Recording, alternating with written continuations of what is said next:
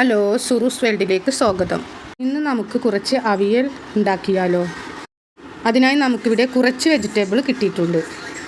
അതിനായി കുറച്ച് കൊത്തനമര, പയർ, മത്തങ്ങ, ക്യാരറ്റ്, ഉരുളൻകിഴങ്ങ്, ചേന, ഇത്രയുമാണ് ഇവിടെ കിട്ടിയിട്ടുള്ളത്. അപ്പോൾ ഇത് വെച്ച് നമുക്കൊരു കിടിലൻ ടേസ്റ്റിൽ തന്നെ നല്ലൊരു അവിയൽ തയ്യാറാക്കിയാലോ. അതിനായി ആദ്യം നമുക്ക് ചട്ടിയിലേക്ക് ഇതൊക്കെ ഒന്ന് ഇടണം.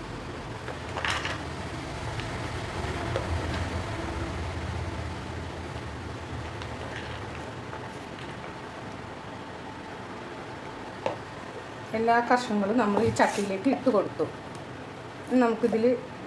ഞാനിതിലേക്ക് ഒരു 3 അല്ലി വേപ്പിലയാണ് ഇട്ട് കൊടുക്കുന്നത്.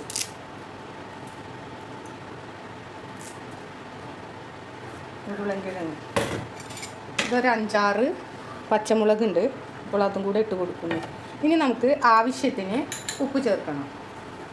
ഉപ്പ് ആദ്യം തന്നെ ചേർത്ത് വേവിക്കാൻ വെക്കുന്നതിൻ്റെ മുന്നിൽ തന്നെ ചേർക്കുമ്പോഴാണ് അത് അതിൽ പിടിച്ച് കിട്ടുക. ഇനി നമുക്ക് 1/2 ടീസ്പൂൺ മഞ്ഞൾപ്പൊടി ഇട്ട് കൊടുക്കാം.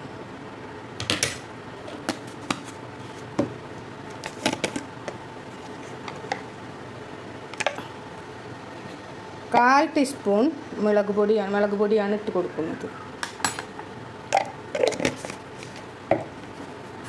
ഇനി നമുക്ക് ആവശ്യത്തിന് കുറച്ച് വെളിച്ചെണ്ണ ഒഴിച്ചു കൊടുക്കണം. ഇതൊന്ന് കുഴച്ചെടുക്കാനായിട്ടാണ്.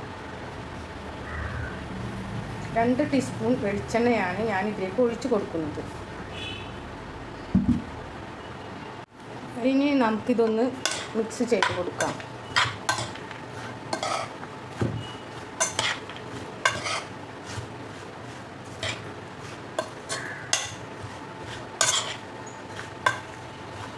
ഇനി നമുക്ക് കുറച്ച് വെള്ളം വെള്ളം ഇങ്ങനെ തെളിച്ച് കൊടുക്കണ പോലെ ഒരു 4 ടീസ്പൂൺ വെള്ളമാണ് ഞാൻ അത്രേ ആവശ്യമുള്ളൂ. ഇത് അങ്ങനെ ആവിക്ക് കിടന്ന് വേവണം. എന്നിട്ട് അളിയാതിരിക്കാനാണ് വെള്ളം അധികം ഒഴിക്കരുത്, കുടഞ്ഞു കൊടുത്താൽ മതി എന്ന് പറഞ്ഞത്. അപ്പോൾ നമ്മൾ ഇതിന് ലേശം വെള്ളമാണ് കുടഞ്ഞു കൊടുത്തത്. ഇനി ഇത് നമുക്കൊന്ന് ആവിയിൽ വെച്ച് വേവിച്ചെടുക്കണം, മൂടി വെച്ചിട്ട്. അപ്പോൾ നമുക്കിതൊന്ന് മൂടി വെച്ച് വേവിക്കാം. അപ്പോഴേക്കും നമുക്ക് അരപ്പ് തയ്യാറാക്കാം. ഇനി ഇതിലേക്ക് നമ്മൾ ഒരു തേങ്ങയാണ് ഇട്ട് കൊടുക്കുന്നത്.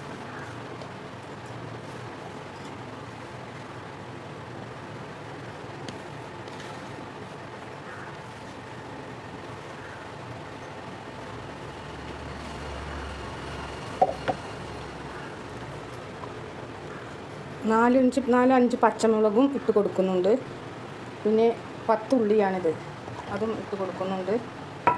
നമുക്ക് 2 അല്ലി വേപ്പിലയും ഇട്ട് കൊടുക്കുന്നുണ്ട്. ഇനി നമുക്ക് ഇതിൽ വെള്ളം ചേർക്കാതെയാണ് നമ്മളിത് അരച്ചെടുക്കുന്നത്. അപ്പോൾ അതിനായിട്ട് നമുക്ക് അവിയിൽ കുറച്ച് ഡ്രൈ ആയിരിക്കാൻ വേണ്ടിയിട്ട് തൈരും കൂട്ടിയിട്ട് ചേർത്തിട്ടാണ് അരപ്പ് തയ്യാറാക്കുന്നത്. അപ്പോൾ തൈര് തേങ്ങയിൽ മിക്സ് ആകുമ്പോൾ ഡ്രൈ ആയിക്കോളും, അതിന് വേണ്ടിയിട്ടാണ്. അപ്പോൾ ആവശ്യത്തിന് തൈരും ചേർത്തിട്ടുണ്ട്. ഇനി നമുക്കിതൊന്ന് അരച്ചെടുക്കാം.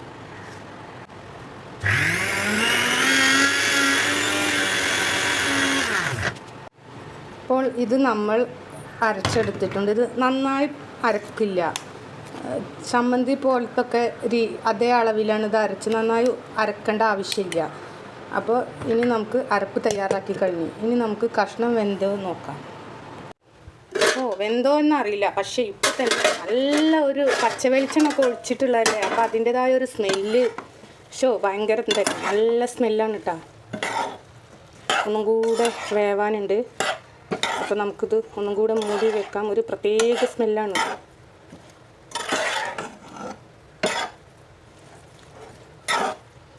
കഷ്ണം ഒന്നും കൂടെ വേവാനുണ്ട്. അപ്പോൾ നമുക്കിത് മൂടി വെച്ചിട്ട് ഒന്നും കൂടെ തീ ചുരുക്കിയിടാം. ഇപ്പോൾ കഷ്ണമൊക്കെ നന്നായി വെന്ത് പാകമായിട്ടുണ്ടെങ്കിൽ നമുക്ക് അരപ്പിലേക്ക് ഒഴിച്ച് കൊടുക്കാം.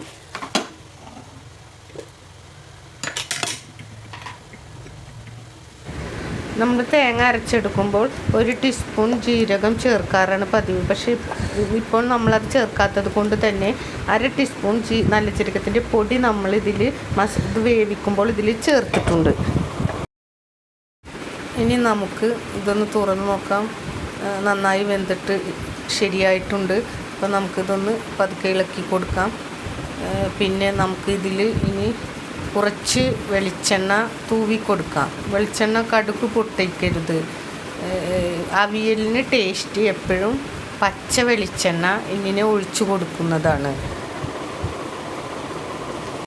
ഇതേ രീതിയിൽ നമ്മൾ വെളിച്ചെണ്ണ ഇങ്ങനെ തൂവി കൊടുക്കുക. ഒരു 2 ടീസ്പൂണൊക്കെ മതി കേട്ടോ, അത്രേ ആവശ്യമുള്ളൂ. പിന്നെ നമുക്കതിന് ശേഷം ഇത്തിരി വേപ്പില ഒരു 2 അല്ലിയോ അല്ലെങ്കിൽ 3 അല്ലിയോ ഒക്കെ വേപ്പിൻ്റെ ഇല ഉണ്ടെങ്കിൽ അതും കൂടി ഒന്ന് ഇതിന് മേലെ വിതറി കൊടുക്കണം. എന്നിട്ട് നമുക്ക് ആവശ്യത്തിനെടുത്ത് ഉപയോഗിക്കാം. അപ്പോൾ ഇത് എല്ലാവരും ഇതൊന്ന് വീട്ടിൽ ട്രൈ ചെയ്ത് നോക്കണം. ഒരു 4 തരം പച്ചക്കറിയൊക്കെ ഉണ്ടെങ്കിൽ അതുകൊണ്ട് നമുക്കിത് ഉണ്ടാക്കിയെടുക്കാൻ നല്ല ടേസ്റ്റിയായ ഒരു വിഭവം തന്നെയാണ് കേട്ടോ. അപ്പോൾ ഇഷ്ടപ്പെട്ടാൽ എല്ലാവരും ലൈക്ക് അടിക്കണം, കമൻറ്റ് ചെയ്യണം. സബ് ചെയ്യാത്തവരാണെങ്കിൽ ഒന്ന് സബ്സ്ക്രൈബ് ചെയ്യണം. ഓക്കെ, പുതിയൊരു വീഡിയോയുമായി കാണുന്നത് വരേക്കും ബായ്.